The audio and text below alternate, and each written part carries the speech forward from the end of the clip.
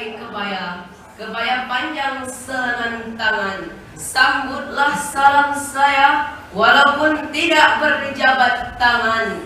Assalamualaikum warahmatullahi wabarakatuh.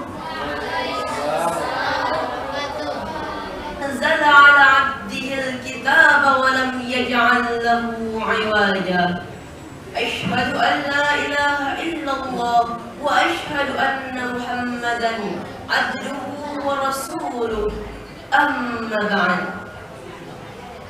Yang pertama, marilah sama-sama kita panjatkan puji dan syukur kita kehadrat Allah Subhanahu wa ta'ala yang telah memberikan kepada kita berbagai bentuk kenikmatan, berbagai bentuk kesehatan, sehingga kita umat Islam dapat berkumpul di tempat yang mulia ini. Salawat beriring salam kita hantarkan kepada seorang pemuda padang pasir yang telah menegakkan agama yang hak dengan perjuangannya. Bahkan hingga kini kita masih dapat merasakan hasil perjuangannya. Siapakah beliau? Beliaulah baginda Rasulullah sallallahu alaihi wasallam. Ma'asyiral muslimin rahimakumullah.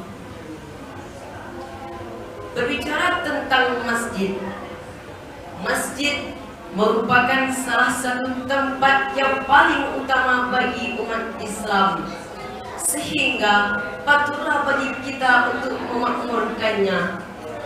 Oleh karena itu, sekarang kita lihat banyaknya orang-orang yang mengabaikan kemakmuran masjid, sehingga saya berdiri di hadapan hadirin semua tiada lain dan tiada bukan untuk menjelaskan sebuah syarahan yang berjudul Indahnya Memakmurkan Masjid. Banyak orang-orang yang menyumbangkan sajadah, lampu, karpet bukan ikhlas karena Allah Ta'ala, tetapi mereka menyumbangkannya untuk meraih jabatan semata. Bagaimana jika kita tidak memakmurkan masjid, padahal Allah Subhanahu wa Ta'ala telah memerintahkan kepada kita untuk memakmurkan masjid, sebagaimana firman Allah di surat At-Taubah ayat 18 yang berbunyi, Bismillahirrahmanirrahim. Innama ya'muru masajidallahu man amana billahi wa bil yawmil akhir wa aqama as-salah wa ata az-zakah wa lam yakhsha ila Allahi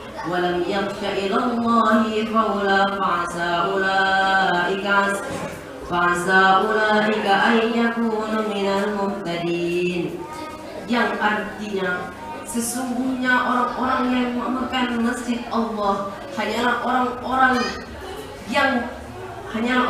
yang beriman kepada Allah dan hari kemudian, serta yang tetap melaksanakan ibadah salat dan menunaikan zakat, dan tidak takut kepada siapapun kecuali kepada Allah. Maka mudah-mudahan merekalah termasuk orang-orang yang mendapat petunjuk. Kemakmuran masjid bukanlah dilihat dari hiasan bangunannya, hiasan-hiasannya yang mengelilingi masjid, tapi kemakmuran masjid yang sebenarnya ialah masjid diisi oleh orang-orang yang memohon kepada Allah dengan bersungguh-sungguh, sehingga menciptakan suasana masjid yang tenang, tenteram dan damai. Ma'asyiral muslimin rahimakumullah.